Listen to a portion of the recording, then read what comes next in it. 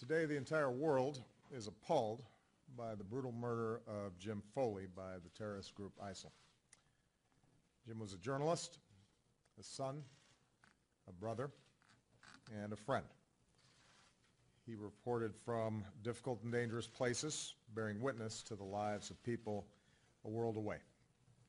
He was taken hostage nearly 2 years ago in Syria, and he was courageously reporting at the time on the conflict there. Jim was taken from us in an act of violence that shocks the conscience of the entire world. He was 40 years old, one of 5 siblings, the son of a mom and dad who worked tirelessly for his release. Earlier today, I spoke to the Foleys and told them that we are all heartbroken at their loss and join them in honoring Jim and all that he did. Now, Jim Foley's life stands in stark contrast to his killers. Let's be clear about ISIL. They have rampaged across cities and villages, killing innocent, unarmed civilians in cowardly acts of violence. They abduct women and children and subject them to torture and rape and slavery. They have murdered Muslims, both Sunni and Shia, by the thousands. They target Christians and religious minorities, driving them from their homes, murdering them when they can, for no other reason than they practice a different religion. They declare their ambition to commit genocide against an ancient people. So ISIL speaks for no religion. Their victims are overwhelmingly Muslim, and no faith teaches people to massacre innocents. No just God would stand for what they did yesterday and what they do every single day.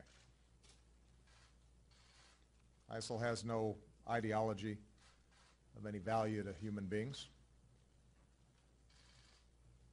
Their ideology is bankrupt. They may claim out of expediency that they are at war with the United States or the West, but the fact is they terrorize their neighbors and offer them nothing but an endless slavery to their empty vision and the collapse of any definition of civilized behavior. And people like this ultimately fail. They fail because the future is won by those who build and not destroy, and the world is shaped by people like Jim Foley and the overwhelming majority of humanity who are appalled by those who killed him. The United States of America will continue to do what we must do to protect our people. We will be vigilant and we will be relentless. When people harm Americans anywhere, we do what's necessary to see that justice is done, and we act against ISIL, standing alongside others. The people of Iraq, who with our support are taking the fight to ISIL, must continue coming together to expel these terrorists from their communities. The people of Syria, whose story Jim Foley told, do not deserve to live under the shadow of a tyrant or terrorists. They have our support in their pursuit of a future rooted in dignity.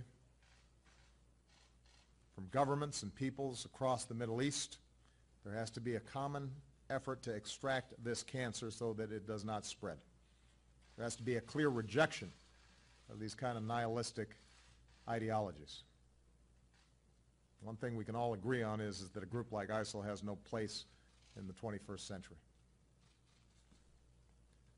Friends and allies around the world, we share a common security and a common set of values that are rooted in the opposite of what we saw yesterday, and we will continue to confront this hateful terrorism and replace it with a sense of hope and civility.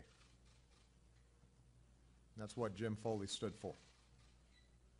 A man who lived his work, who courageously told the stories of his fellow human beings, and who was liked and loved by friends and family. Today, the American people will all say a prayer for those who love Jim. All of us feel the ache of his absence. All of us mourn his loss. We keep in our prayers those other Americans who are separated from their families. we will do everything that we can to protect our people and the timeless values that we stand for. May God bless and keep Jim's memory, and may God bless the United States of America.